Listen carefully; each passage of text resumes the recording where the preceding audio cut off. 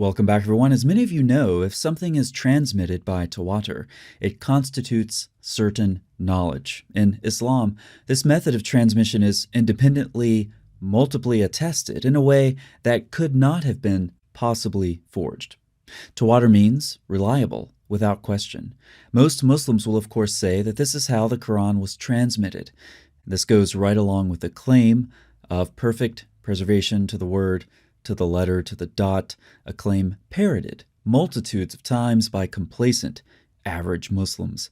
Now, those aren't my words. Take it away, Shabir. Sense of complacency that many Muslims have gone around with, thinking that, okay, everything has been preserved dot for dot, letter for letter, the way it was revealed to the Prophet Muhammad, peace be upon him, with no variation or change whatsoever. So, that it cuts at that general sense, which actually is not a scholarly way of thinking about the Quran. Our scholars have always known and have always described in our classical books variations and manuscripts, like, it's read like this by Ubay bin Ka'b, it's read like this by Ibn Masud, and so on. And in the Codex of Ibn Masud, it was seen to be written like this. In the Codex of Ubay bin Ka'b, it was seen to be written like this with this or that variation. So these were always known in scholarly circles to have existed. But recently, average Muslims have just simply, without bothering to learn, they have just simply parroted a common way of speaking about the Quran and saying, it's 100% the way it's always been.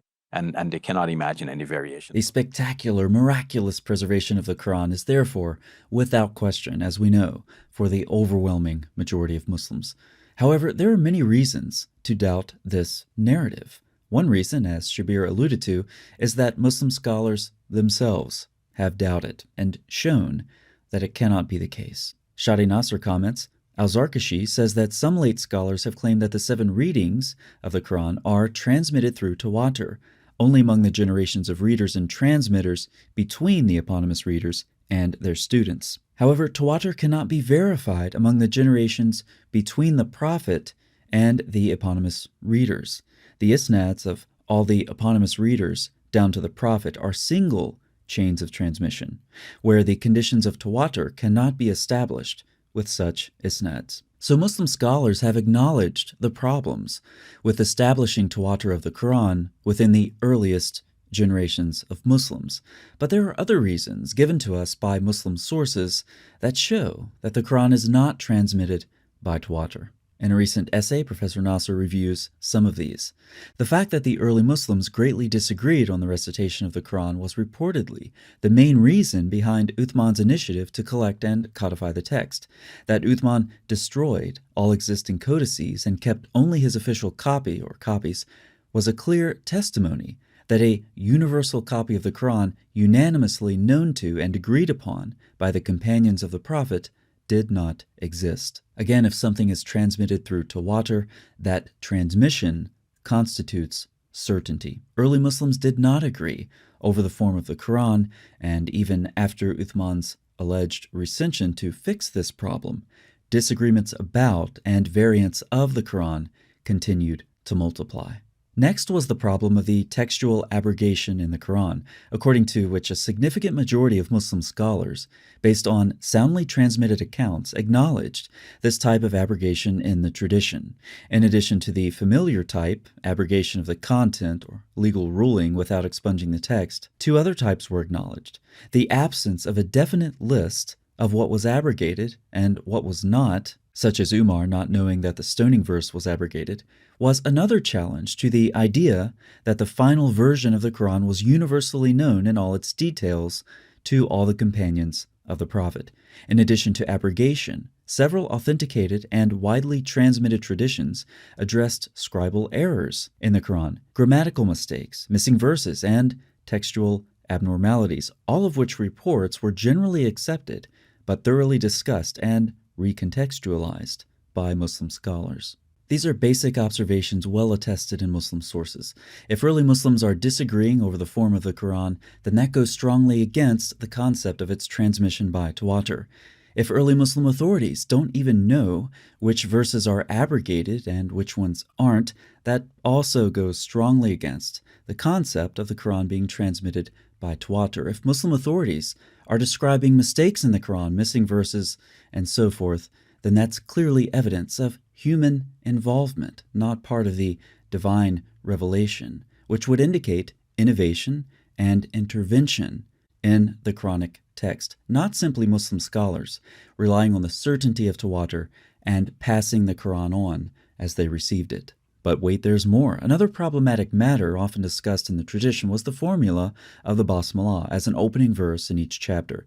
Disagreement on whether this phrase was part of the Quran or not was yet another challenge to the idea of the Tawatur and integrity of the Quranic text. While the disagreement on the Basmalah manifested itself legally, where the four Sunni schools adopted distinct opinions concerning its Quranic status, the controversy was reflected as well in the 7 canonical readings of the Quran, where the eponymous readers adopted different techniques in the inclusion or exclusion of the Basmalah as verse separator between 2 chapters. And of course, the Quran did not reach a single final form at the time of Muhammad or Uthman or anywhere close to that. Rather, Qurans were canonized over subsequent centuries after Muhammad's death. The fact that there is no single absolute universal rendition of the Quran, but rather various renditions, many of which were developed at a later stage, and several of which were rejected by Muslim authorities for being non-Quranic, is further attestation to the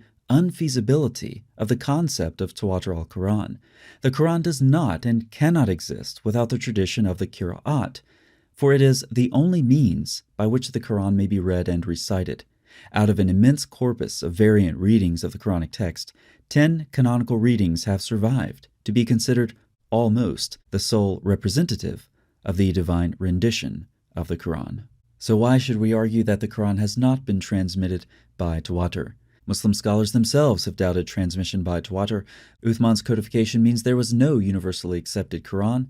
There's no consensus on abrogation. We also read of scribal mistakes, missing verses, and so forth. The Quran is accessed through readings, of which there are many. For these reasons and more, we can confidently push back against the incredibly popular narrative of those complacent, average Muslims and adopt a more scholarly approach. And maybe along the way, we can help some of those who, to recall Shabir's words, have never bothered to educate themselves. Or maybe they've been miseducated, because what you heard from Shabir is incomplete. It's not just average Muslims parroting this stuff. Many prominent Muslim leaders have in their writings or speech or both said the same thing. They still do. So the progression I would advocate for those average Muslims is to first realize the narrative you're parroting is false, and second, ask why your authorities lied to you in the first place. Is the religion of Islam really something that has to be propped up with lies like this? And if so, you might want to ask why that is. Thanks so much for watching. I'll see you next time.